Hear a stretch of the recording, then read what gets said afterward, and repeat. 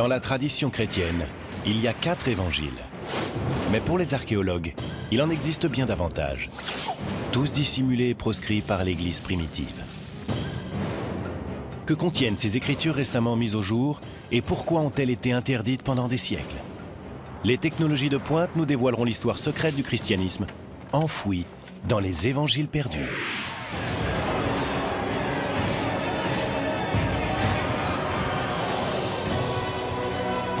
La Bible, un texte sacré pour des milliards d'individus, plein de miracles et de mystères.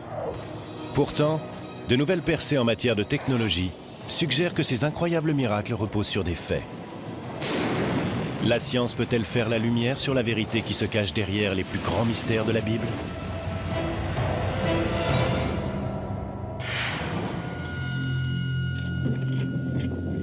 Hiver 1886.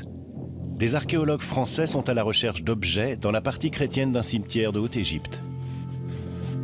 Soudain, ils font une découverte qui va bouleverser l'histoire du christianisme. Ils mettent au jour la tombe d'un moine enterré au 8e siècle, depuis longtemps tombé dans l'oubli. Mais la vraie trouvaille, c'est ce que le moine a emporté avec lui dans l'au-delà. Les personnes qui avaient enterré le moine avaient apparemment placé ce petit manuscrit de papyrus dans sa tombe. De cette façon, le moine partait dans l'au-delà accompagné de l'un de ses textes préférés. Ce texte contenait non pas l'évangile de Matthieu, Marc, Luc ou Jean, mais l'évangile de Pierre. Le texte se veut un véritable évangile, autrement dit un récit de première main relatant la vie de Jésus. Pourtant, son auteur prétend être l'apôtre Pierre.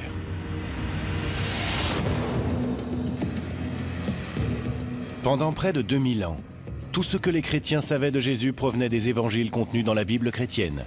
Les récits faits par Matthieu, Marc, Luc et Jean. Peut-il réellement s'agir d'un récit perdu de la vie de Jésus, écrit par Simon-Pierre, le premier des apôtres? La découverte crée une véritable onde de choc parmi les spécialistes de la Bible. L'onde de choc se poursuit lorsque de nouveaux évangiles perdus sont retrouvés sur plusieurs sites de fouilles archéologiques. L'évangile de Thomas, l'évangile de Marie-Madeleine et même l'évangile de Judas.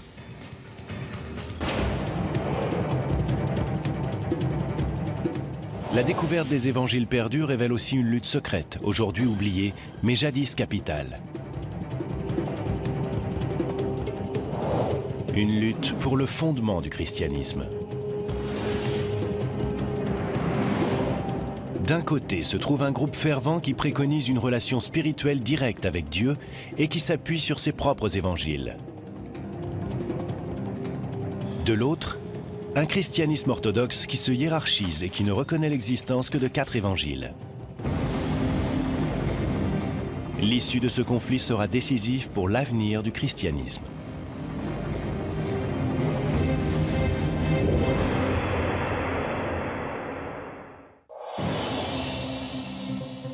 Mais à l'aube du christianisme, il n'existe aucun évangile, ni aucune Bible chrétienne. La religion chrétienne naît autour de l'an 30, lorsque quelques Juifs décident de suivre les enseignements de Jésus de Nazareth. L'histoire avec un grand H se transmet à travers des histoires. C'est ce qui s'est passé avec les premiers disciples de Jésus. Ces personnes étaient pauvres, marginalisées, et ne savaient très certainement ni lire ni écrire. Elles ont donc fait comme tout le monde. Elles ont raconté des histoires.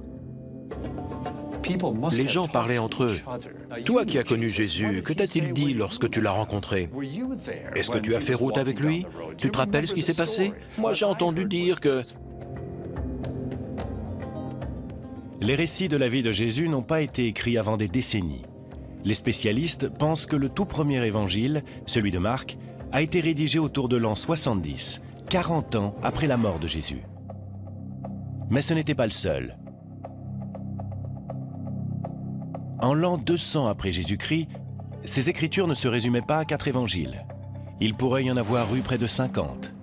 Ils étaient intitulés l'Évangile de Philippe, l'Évangile des Hébreux ou encore l'Apocalypse de Pierre. Certains de ces écrits ont été mentionnés par des auteurs antiques, mais jusqu'à récemment, ils semblaient avoir tous disparu. Que leur est-il arrivé? Et pourquoi n'y a-t-il que 4 évangiles de nos jours? La réponse tient davantage de la politique que de la religion. La Bible n'est pas tombée du ciel. Elle a été élaborée par des penseurs chrétiens qui représentaient un point de vue bien spécifique. Ce qui est surprenant, c'est que la Bible chrétienne telle qu'on la connaît n'est vraiment née que 300 ans après la mort de Jésus. Et l'homme qui en a déterminé le contenu avait des intentions très concrètes, qui n'avaient que peu de rapport avec la religion.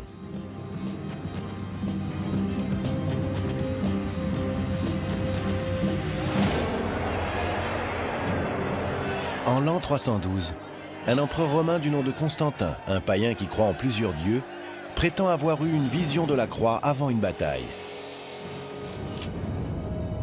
Après sa victoire, il se convertit au christianisme et en fera même une religion d'État semi-officielle.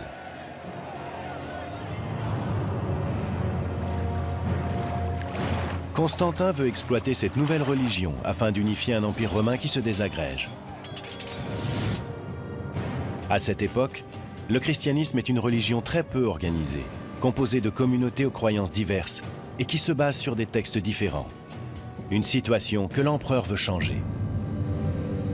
Constantin a compris que les chrétiens manquaient sérieusement d'organisation. Et s'il y a bien une chose que les Romains savaient faire, c'est organiser les choses. En 325 après Jésus-Christ, l'empereur Constantin convoque le concile de Nicée pour définir les principes fondamentaux du christianisme. Il réunit les dignitaires chrétiens les plus influents pour discuter de la manière d'établir un dogme officiel. Il est intéressant de noter que ce que l'empereur cherche avant tout, c'est l'unité. Il veut que la religion chrétienne fournisse une base idéologique à l'Empire. Le but du concile convoqué par Constantin est d'uniformiser la foi, dans une visée aussi bien religieuse que politique. Après des semaines de débats, les différents évêques et prêtres conviennent d'un ensemble de principes destinés à unifier les communautés chrétiennes et à placer fermement la religion sous le contrôle de l'empereur.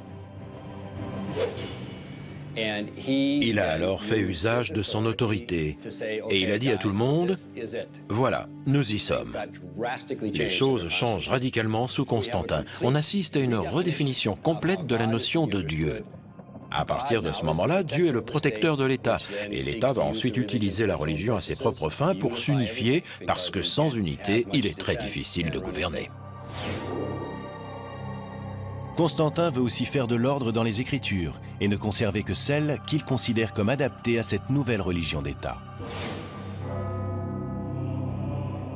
Si le concile de Nicée ne décide pas officiellement du contenu de la Bible chrétienne, Constantin fait clairement comprendre quels évangiles il juge acceptables. Il ordonne la création de 50 exemplaires d'une Bible chrétienne, qui contient uniquement les évangiles de Matthieu, Marc, Luc et Jean. Que sont devenus les autres évangiles? En l'an 382, un autre concile de l'Église en interdit littéralement la lecture aux chrétiens.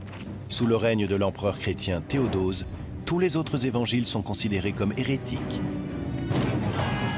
Ils sont interdits ou enterrés, et leurs propriétaires sont arrêtés et parfois exécutés. Il existait de nombreux autres textes auxquels des chrétiens profondément croyants étaient très attachés. Pendant très longtemps, ces gens ont lu ces textes, jusqu'au jour où des évêques leur ont dit « Tu ne liras pas ceci, mais tu liras cela ». Que contenaient ces évangiles perdus? Pourquoi étaient-ils considérés comme dangereux au point de devoir être interdits ou détruits? Pendant près de 2000 ans, personne ne l'a su. Mais en 1886, l'évangile de Pierre surgit des sables du désert égyptien. D'autres découvertes stupéfiantes suivront au cours du XXe siècle. Les évangiles de Thomas, de Marie-Madeleine ou de Judas.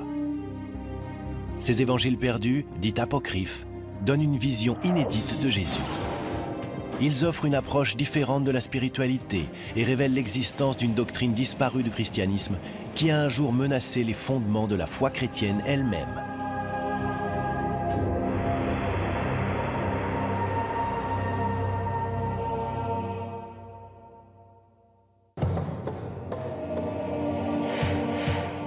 Pendant près de 2000 ans, les chrétiens ont cru que seuls 4 évangiles racontaient l'histoire de Jésus de Nazareth.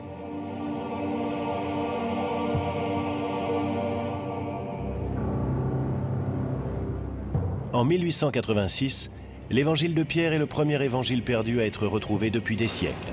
Cette découverte suggère l'existence d'une histoire secrète des Écritures interdites. En 1945, une découverte remarquable permet d'exhumer un vaste ensemble d'évangiles perdus. Ces textes vont conduire à réécrire toute l'histoire du christianisme. En Égypte, près d'une ville appelée Nag Hammadi, des paysans déterrent une jarre en argile, renfermant des manuscrits vieux de 18 siècles.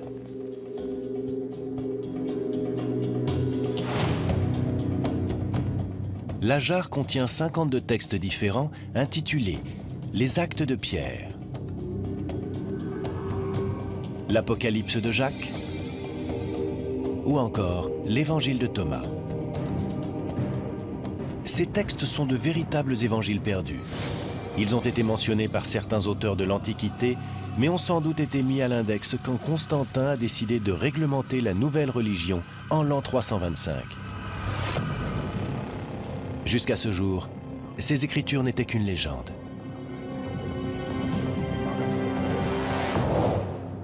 L'évangile de Thomas est peut-être le plus surprenant de ces textes perdus.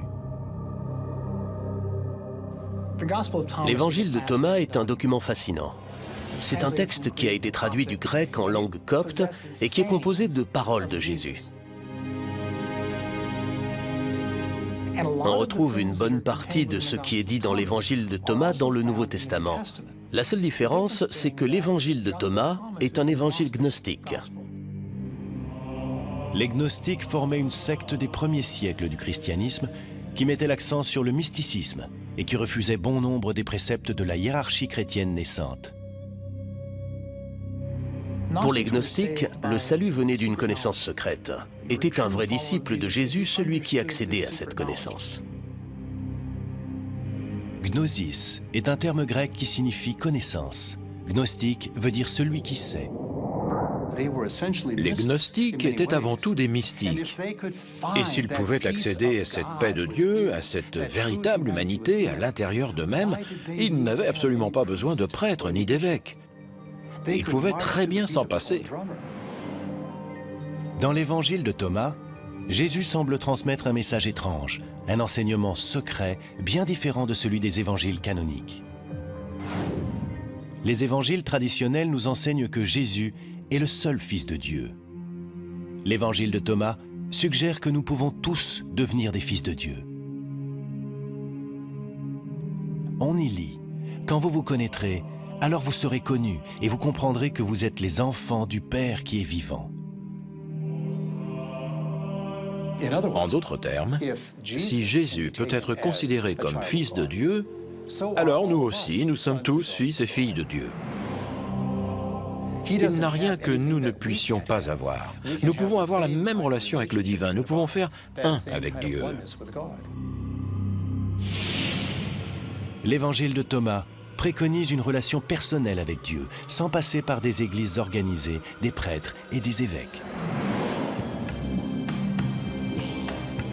De nombreux prêtres et évêques s'offusquaient de ces gnostiques qui faisaient les choses à leur manière, qui entretenaient un lien direct avec Dieu. Tout ça passait très mal auprès des autorités de l'Église.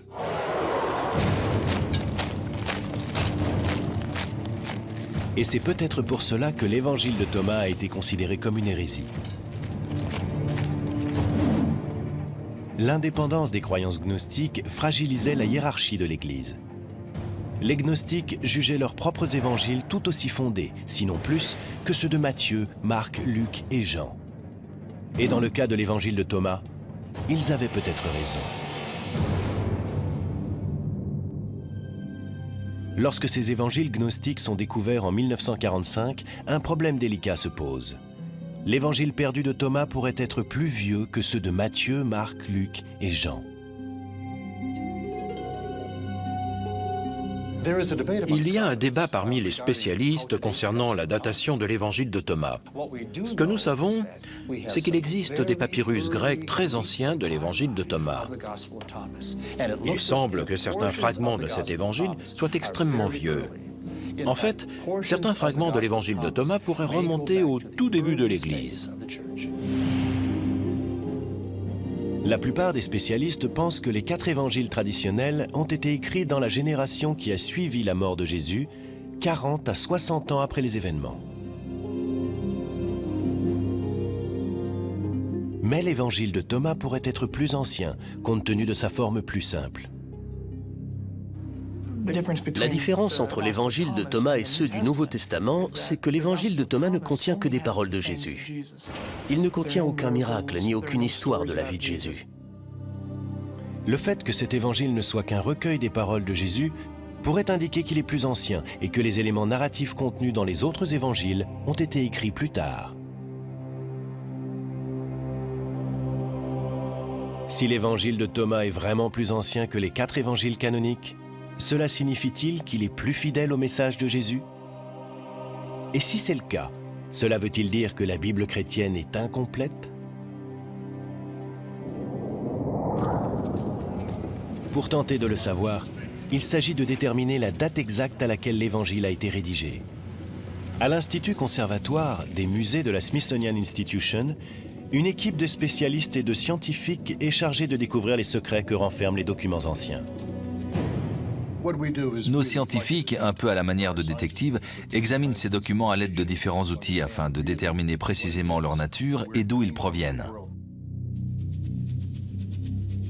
Les scientifiques cherchent des indices qui permettraient de dater l'Évangile jusque dans le papier et l'encre utilisée.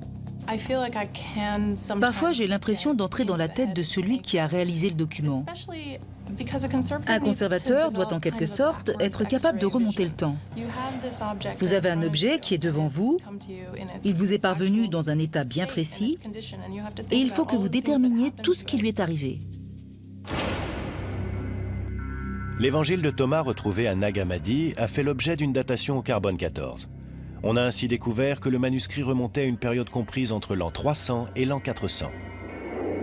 Les plus vieux manuscrits des évangiles de Matthieu, Marc, Luc et Jean proviennent à peu près de la même période.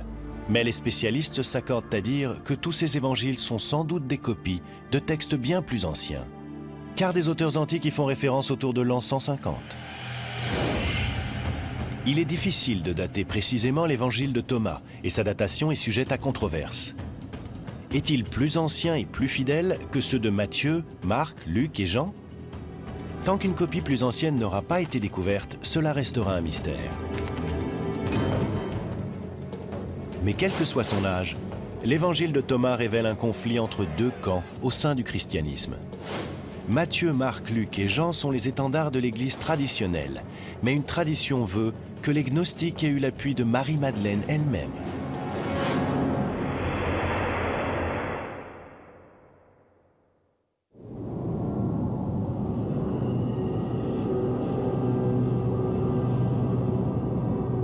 Pendant des siècles, les chrétiens ont cru que seuls 4 évangiles rapportaient la vie et le message de Jésus de Nazareth. Mais cette croyance est balayée à la fin du XIXe siècle, avec la découverte des premiers évangiles perdus. L'un des plus fascinants de ces textes oubliés est retrouvé en Égypte en 1896.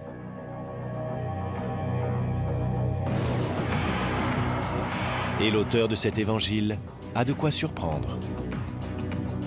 Cet évangile a été écrit au nom d'une femme. Et pas n'importe quelle femme, mais Marie-Madeleine. On ne parle pas de la Marie-Madeleine qui a joué un rôle dans la Bible, de la prostituée repentante. Il s'agit de Marie-Madeleine, la disciple bien-aimée, celle qui a fait partie des proches de Jésus. Seuls quelques fragments subsistent, mais ils mettent en évidence l'importance qu'a eue Marie. Si l'évangile de Marie est authentique, cela signifie que les femmes ont un jour joué un rôle de première importance dans l'Église chrétienne.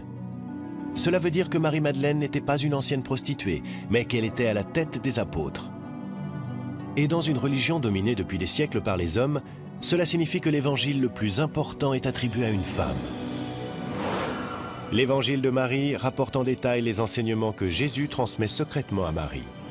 Des enseignements qui portent sur la vie, la mort et le paradis. Dans cet évangile, Jésus révèle à Marie certaines choses au sujet de la vie après la mort en des termes profondément gnostiques. Dans les 4 évangiles traditionnels, la vie après la mort est décrite comme un paradis de béatitude. Mais dans l'évangile de Marie, la vie dans l'au-delà implique un étrange voyage de l'âme après la mort, au cours duquel le défunt rencontre des créatures angéliques et démoniaques pendant l'ascension de l'âme vers le ciel. Jésus ne révèle ce secret qu'à Marie.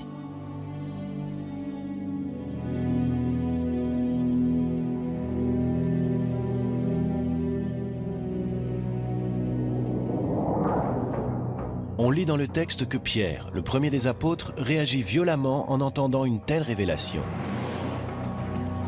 Pierre dit, « S'est-il réellement adressé à une femme à notre insu? Devons-nous nous tourner vers elle et tous l'écouter? L'a-t-il préférée à nous ?»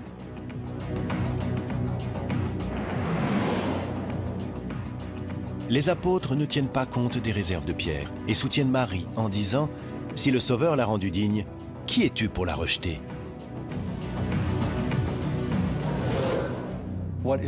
Ce qu'il est important de noter, c'est qu'il y avait un lien de type spirituel entre Marie et Jésus.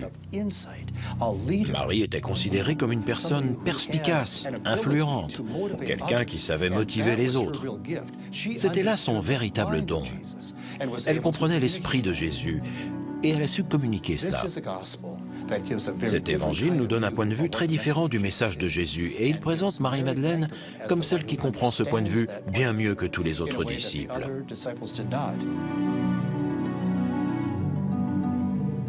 Mais s'agit-il d'un véritable évangile? Est-ce vraiment le témoignage direct de Marie-Madeleine? Si c'est le cas, cela pourrait bouleverser l'histoire du christianisme et apporter une vision radicalement différente du rôle des femmes dans l'Église chrétienne. La clé réside dans la datation de ce texte.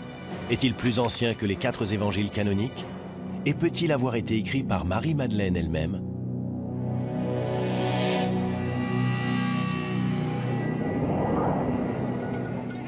L'évangile de Marie a été découvert en 1896 à Akhmim, en Égypte. Une datation au carbone 14 nous apprend que le texte a été copié au 5e siècle. Mais au fil des années, des fragments de l'évangile de Marie ont été exhumés dans d'autres régions d'Égypte, et ils sont bien plus anciens. De nouvelles avancées technologiques peuvent permettre d'affiner la datation des plus petits fragments d'un texte ancien. En se servant d'un microscope 3D, les scientifiques peuvent examiner les fragments dans les moindres détails afin de déceler des indices permettant de les dater. À ce niveau de détail, un morceau de papyrus moderne ne ressemble en rien à un manuscrit ancien. Si ce papyrus avait 2000 ans, la surface ne serait pas aussi brillante. Elle serait bien plus mate, parce que les fibres seraient usées. Et cela aurait créé comme des poils, un peu comme sur du daim. Des tests de ce type ont permis de dater très précisément les plus vieux fragments de l'évangile de Marie. Ces fragments ont été rédigés autour de l'an 200. La langue et le vocabulaire employés suggèrent aussi que cet évangile a été écrit au IIe siècle et non du temps de Jésus. Il est donc très peu probable que Marie-Madeleine ait écrit l'évangile qui porte son nom. La plupart des spécialistes pensent qu'on doit sa création à un chrétien gnostique du IIe siècle qui voulait invoquer l'autorité d'une femme apôtre. On ignore qui a rédigé ce manuscrit, mais beaucoup pensent percevoir dans ce texte la voix et le point de vue d'une femme. Il est possible qu'enfin, on nous donne à entendre une voix qui est étouffée dans les autres évangiles.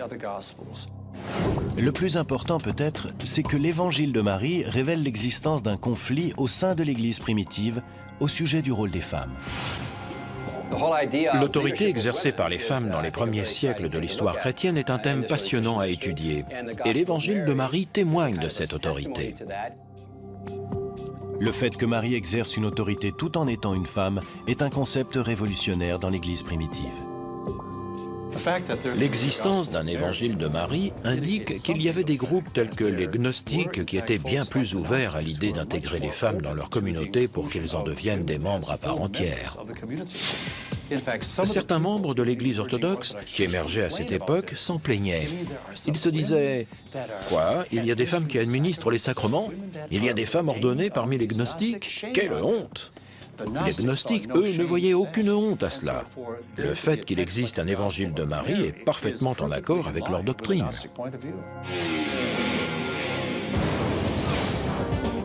Si l'évangile de Marie nous offre le point de vue des gnostiques sur les femmes, un autre évangile gnostique prétend présenter le récit de Pierre, le premier des apôtres.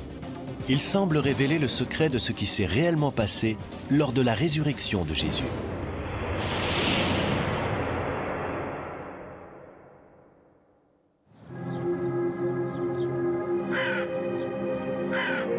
En 1886, lors de fouilles en Égypte, des archéologues français exhument une ancienne tombe chrétienne qui recèle un trésor extraordinaire.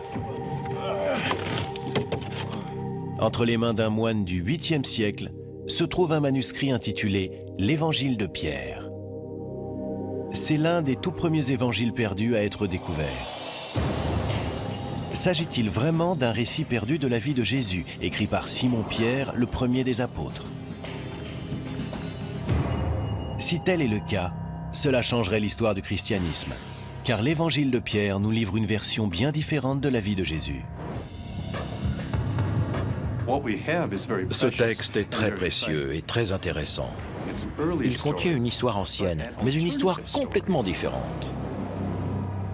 Dans l'évangile de Pierre, les Romains sont étonnamment sympathiques. On y lit que Jésus n'a pas souffert sur la croix. Mais ce qu'il y a de plus frappant, c'est que l'évangile de Pierre est présenté comme un témoignage direct de la résurrection elle-même. C'est le seul évangile que l'on connaisse qui tente de raconter ce qui s'est passé pendant la résurrection. Tous les évangiles de la Bible évoquent ce qui s'est passé après la résurrection, à partir de la découverte du tombeau vide. Mais ils ne nous parlent pas du moment de la résurrection elle-même. La description commence le 3e matin qui suit la mort de Jésus, alors que des soldats romains gardent le tombeau du Messie.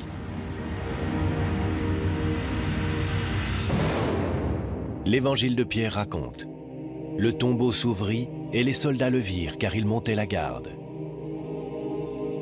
Et comme ils expliquaient ce qu'ils avaient vu, ils virent 3 hommes sortir du tombeau. Ils voient 2 hommes sortir en soutenant un 3e, Jésus vraisemblablement. Puis une voix grave se fait entendre et dit « As-tu prêché? As-tu prêché à ceux qui sont morts ?»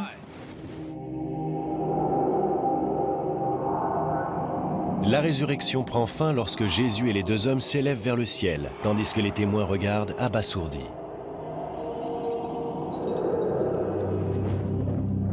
L'évangile se termine par une phrase qui présente le récit comme un témoignage direct de l'apôtre Pierre lui-même. Ce texte peut-il être réellement l'œuvre du premier des apôtres, le premier pape? A-t-il été rédigé à la même époque ou plus tôt que les 4 évangiles traditionnels? S'agit-il d'un récit plus tardif, d'un faux récit qui se serait lui-même fait passer pour un témoignage de Pierre? Les données archéologiques ne sont pas claires.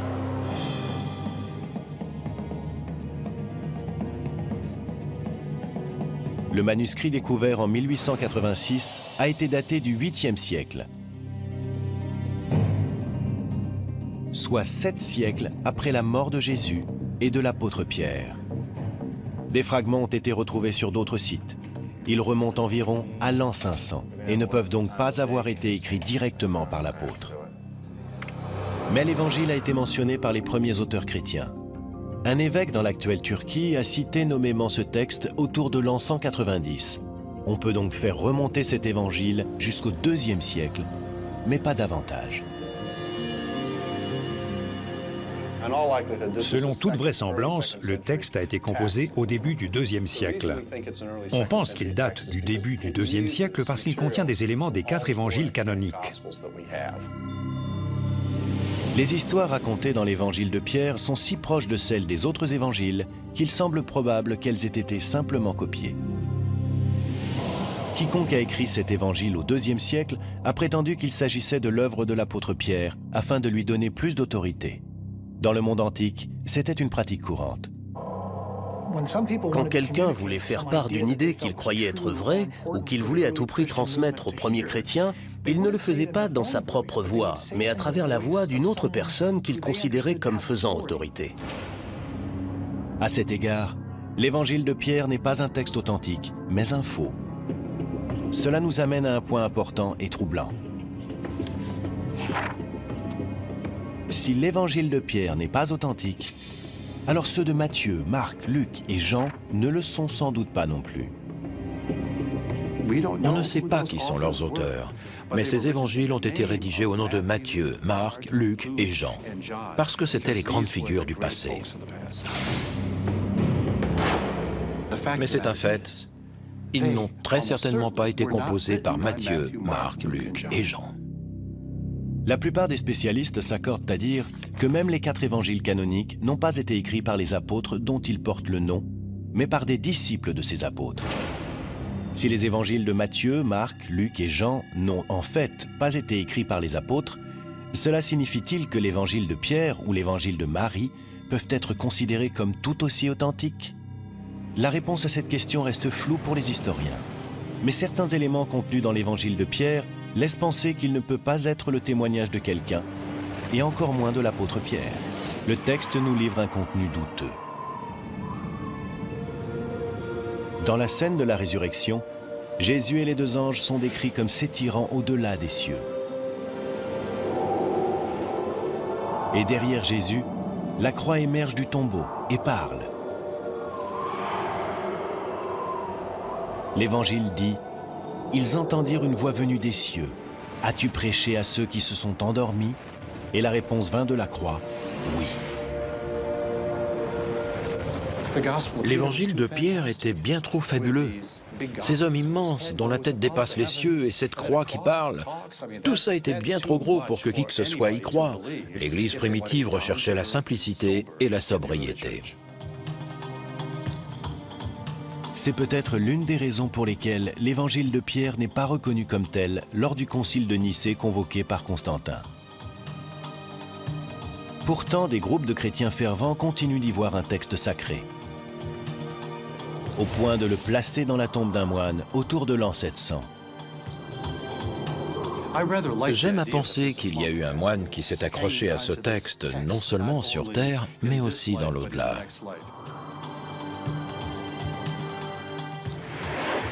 L'évangile de Pierre est découvert en 1886. C'est l'un des premiers évangiles perdus à être retrouvé.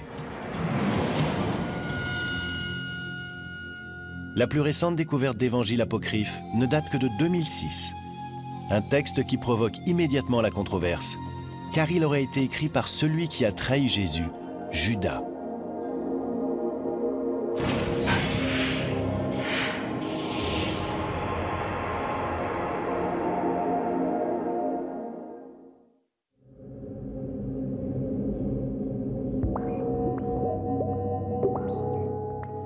La découverte d'évangiles perdus au cours du XXe siècle a changé notre compréhension de l'histoire du christianisme.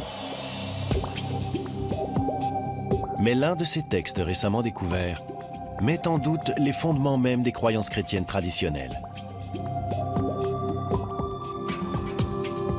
En 2000, un manuscrit en papyrus est racheté à un marchand d'antiquités égyptien. On pense qu'il aurait été à l'origine retrouvé près de Nag Hammadi, où ont été mis au jour les premiers évangiles gnostiques. Il est identifié comme l'évangile de Judas. Judas Iscariote.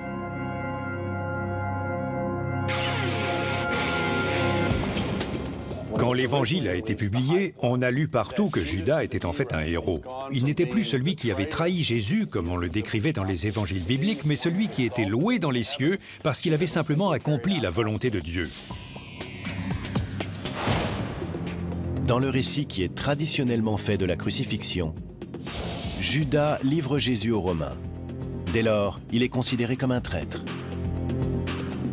Mais dans l'évangile de Judas, la trahison devient une histoire de sacrifice personnel.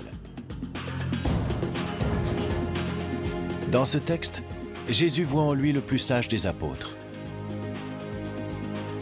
Tout tourne autour de la relation entre Jésus et Judas. Judas est vu comme un disciple très particulier. Il est celui qui reçoit l'enseignement, il est celui qui semble comprendre le mieux qui est véritablement Jésus. Jésus dit à Judas qu'il ne sacrifiera que son enveloppe charnelle aux Romains. Lui-même échappera à la crucifixion et retournera au royaume spirituel. Cela indique clairement que l'évangile de Judas est d'origine gnostique. Pour les gnostiques, Jésus n'était pas vraiment humain. Il avait simplement une apparence humaine. C'était un esprit, si on veut. L'idée fondamentale du gnosticisme, c'était de se débarrasser de cette enveloppe, de ce vêtement, de cet élément humain, de façon à pouvoir retourner à cette forme pure d'esprit. L'évangile de Judas opère un remarquable renversement par rapport aux évangiles chrétiens canoniques et déclenche immédiatement la controverse dès sa publication en 2006. S'il s'agit d'un authentique évangile écrit par Judas, cela bouleverserait l'histoire et la théologie chrétienne. Mais bon nombre de spécialistes pensent que l'évangile de Judas ne peut être qu'un faux.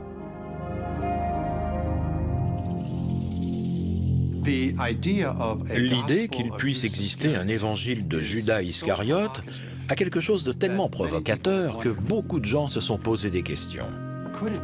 Est-ce que ce texte pourrait être un faux?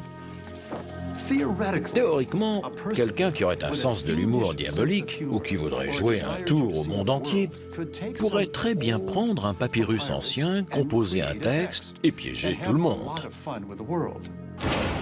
Pendant des semaines, l'évangile de Judas a été soumis à un examen minutieux. Malgré sa source inhabituelle, les experts en ont conclu que le document était bien authentique, mais qu'il n'était sans doute pas aussi vieux que les évangiles traditionnels.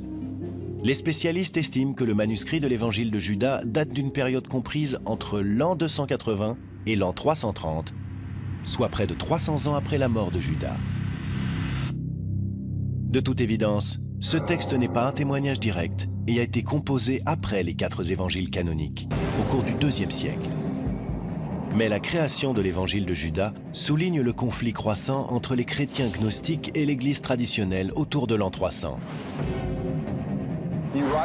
En écrivant cet évangile et en l'attribuant à Judas, on amène les gens à penser tous ces personnages différemment. Cela change radicalement la donne, tout est renversé. En accordant un peu moins d'importance aux apôtres et en donnant davantage à Judas, les choses sont complètement repensées. L'évangile de Judas est une critique très vive de l'Église et de ses racines apostoliques.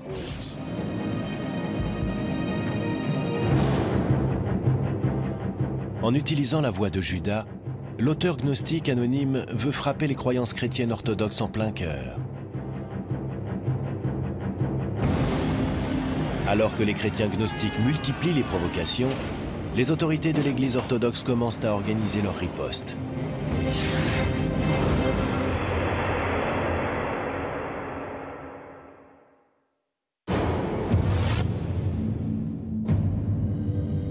Avant le concile de Nicée, le christianisme n'est pas une organisation structurée.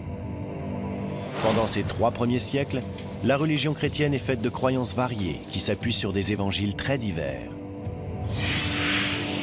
Mais à partir de l'an 300, le mouvement gnostique à l'intérieur de la religion chrétienne est considéré comme une menace pour la hiérarchie des prêtres et des évêques. Les gnostiques et leurs évangiles mettent l'accent sur la relation de chacun avec Dieu, sans passer par le biais des prêtres ou d'un corps religieux structuré. Les gnostiques pensaient qu'ils avaient à l'intérieur d'eux-mêmes le moyen d'accéder directement au divin. Ils n'avaient pas réellement besoin de prêtres et d'évêques. Ils n'avaient pas besoin de suivre ce type d'autorité.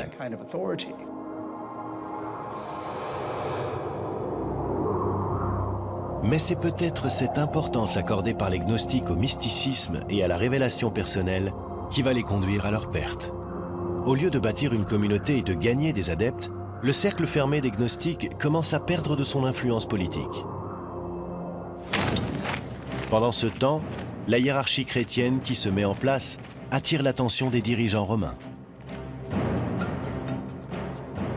Avec le concile de Nicée en l'an 325, l'empereur Constantin renforce l'assise politique des évêques orthodoxes et de leur hiérarchie.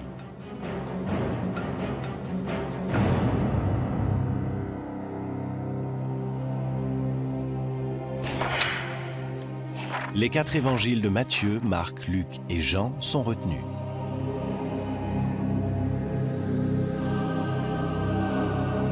Les évangiles gnostiques sont rejetés, du moins officiellement. Il est important de bien garder à l'esprit que certains croyants étaient très attachés à ces évangiles qui ne figurent pas dans le Nouveau Testament. Ils ont longtemps été lus.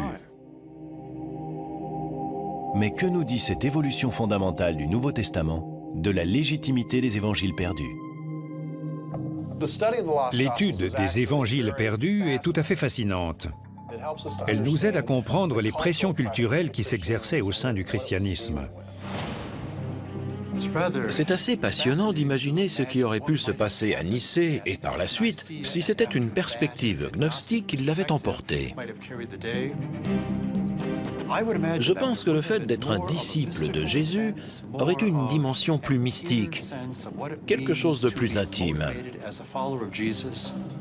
L'Église aurait été très différente, avec des caractéristiques tout autres et un sens plus mystique.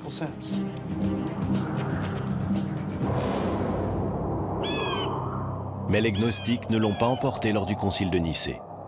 Et quelque part, dans un monastère du désert égyptien, un groupe de moines gnostiques s'est sans doute inquiété du sort de ces évangiles qu'ils aimaient tant. Ils ont dû être profondément attachés à ces textes, jusqu'à ce jour fatidique. Ce jour où l'évêque Athanase d'Alexandrie a annoncé à tous les moines qu'il était temps de se débarrasser des livres hérétiques et de lire les livres de la Bible. Peut-être que les moines ont réuni ces précieux textes de la bibliothèque de Nag Hammadi et que, le cœur lourd, ils n'ont pas pu se résoudre à les détruire. Alors ils les ont cachés dans une jarre pour qu'ils durent pour toujours jusqu'à ce que nous les retrouvions à notre époque et que nous les lisions à nouveau. Pendant des millénaires, les 4 évangiles du Nouveau Testament contenus dans la Bible ont été présentés comme la véritable histoire de Jésus. Pour certains, les évangiles perdus révèlent la voie que le christianisme n'a pas empruntée. Pour d'autres, elle ne l'a pas été pour une bonne raison. On dit que parfois, l'histoire est écrite par les vainqueurs, mais qu'un jour, c'est au tour des vaincus d'être entendus. Il est intéressant d'entendre le point de vue des vaincus, mais il ne faut pas oublier la suite de la phrase, qui est que parfois, les vainqueurs méritent de gagner. Des siècles après avoir été enfouis dans les sables du désert, les évangiles perdus restent controversés. Peut-être est-ce là la preuve du pouvoir qu'a la parole écrite de se faire porteuse de foi, d'espoir et de mystère à travers les siècles et dans le monde entier.